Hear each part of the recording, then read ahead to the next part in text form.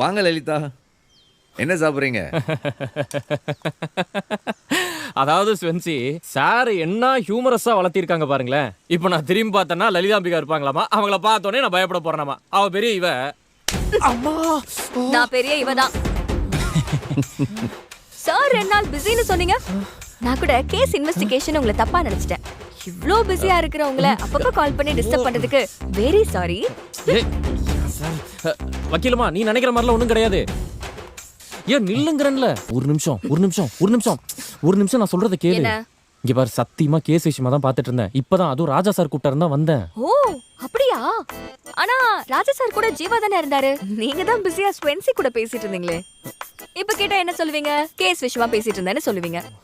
சொல்லுங்க, நான் தான் இருக்கேனே லூசு மாதிரி. என்ன சொன்னாலும் நம்புறதுக்கு. சொல்லுங்க.